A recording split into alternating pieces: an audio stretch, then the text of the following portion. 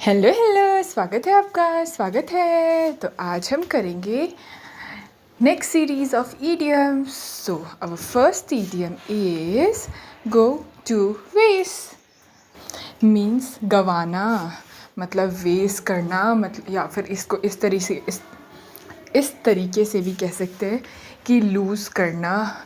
मतलब आपके पास लूज़ करना किस केस में कहेंगे? जब आपको कोई अपॉर्चुनिटी मिली, बहुत अच्छी वाली मिली, आप उसमें बहुत अच्छा कर सकते थे, पर आपने उसे उस अपॉर्चुनिटी को एक्सेप्ट नहीं किया, पता नहीं क्या सोच करके, मतलब आपने गंवा दिया, लॉस, ऑफ कोर्स लूज़ कर दिया। सो खुद समझ सकते हो कि गो टू वेस्ट किस तरीके से हुआ। या फिर आपके पास कोई सामान रखा हुआ है, आपने उसका यूज़ नहीं किया है, ऐसे ही वेस्ट कर दिया, फेंक दिया, तो फिर आपने एक तरह से वेस्ट किया है, गंवाया है, और वी कैन से स्क्वेंडर किया है। So this is all about go to waste. अब देखो, second is in virtue of something. मतलब किसी रीज़न से, इन वर्च्यू ऑफ मतलब किसी रीज़न से आपने कोई काम कुछ किया, तो जैसे आप बोलते हैं ना, ड्यू टू समथिंग, इस वजह से मैंने किया, बिकॉज ऑफ समथिंग, क्योंकि उस वजह से, मतलब इस वजह से मैंने क्या, ये मतलब इसी चीज़ को इंडिकेट कर रहा है। और कोई रीज़न देके बोलोगे कि इसी रीज़न की वजह से मैंने काम किया, तो इन वर्च्यू ऑफ मतलब इस रीज़न की वजह से मैंने कुछ किया, तो हुआ इन वर्च्यू ऑफ। अब थर्ड है keep a close watch on over someone और ओवर समथिंग। ये तो नाम से ही पता चल रहा है क्लीन है कि नहीं है। देखो साफ साफ लिखा है इसमें, क्लोज वॉच मतलब किसी चीज़ को ध्यान से देखना। अब ओवर समवन किसी को देखना या फिर किसी चीज़ को देखना ध्यान से, तो ये हुआ keep a close watch on over someone और something. Means to carefully observe, मतलब ध्यान से देखना और नज़र रखना और मॉनिटर करना, ध्यान से देखना, और चाहे वो कोई भी सिचुएशन हो, प्रॉब्लम हो, या फिर कोई चेंजेस क्रिएट हुआ हो उस चीज़ को। समझ गए? इजी है यार। अब इसमें मैं क्या अलग से कुछ जो सोच रही हूँ कि मज़ा नहीं आ रहा आज, तो अब इसमें क्या अलग से मैं क्या बोलूँ, खुद बोलो। ऑफ कोर्स जिस तरीके से बोल रहे हो उस तरीके से याद हो ही गया होगा, होना तो चाहिए। अब देखो, ऑन फोर्थ है हमारा ऑनरेबल मेंशन।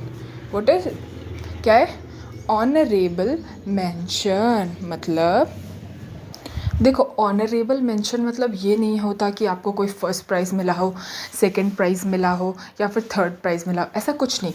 मतलब बहुत अच्छा काम किया जाता है तो फिर उसे कहते हैं ना कि हाँ उसने बहुत अच्छे से, मतलब बहुत हाई क्वालिटी ऑफ वर्क किया है वहाँ पे, तो मतलब एक ऑनरेबल मेंशन मिला उस चीज़ को कि हाँ अच्छा था, बहुत बेस्ट था, इस तरीके का।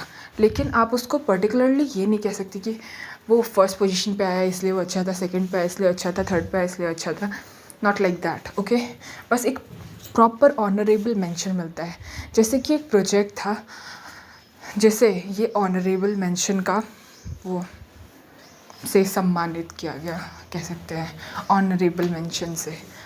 तो ये अपने आप में ये वर्ड इंडिकेट करता है कि अ price given in a competition of work of high quality that did not receive first, second or third prize.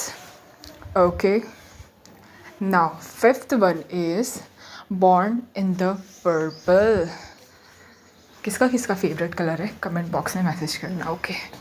वैसे मुझे भी अच्छा लगता है, बट थोड़ा थोड़ा थोड़ा नहीं, मतलब ठीक ही लगता है। चलो पॉइंट पे आते हैं।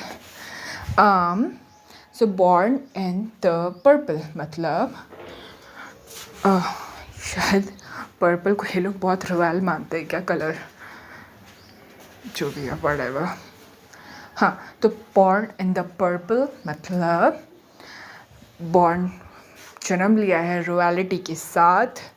Purple is a colour traditionally associated with royalty.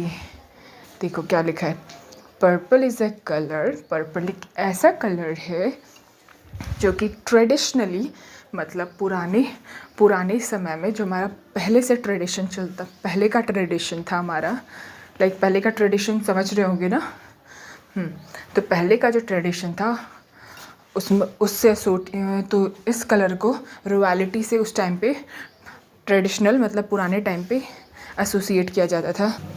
Tradition sorry मतलब परंपरा एक तरीके से कह सकते हैं, मतलब मैं इसको प्रॉपर वे में बोलूँ जो मैं कहना चाहती हूँ, जो शायद आप कुछ और ना समझ ले। एक तरीके से कह सकते हैं कि परंपरा रॉयल मतलब रॉयल जगहों पे, जहाँ पे रॉयलिटी वाले मतलब किंग क्वीन वाली जगहों पे ये पर्पल कलर को रॉयल कलर परंपरा में माना जाता है। रॉयल कलर समझ रहे होगे, परंपरा के हिसाब से पर्पल कलर को एसोसिएट किया जाता है रॉयलिटी के साथ। Get that?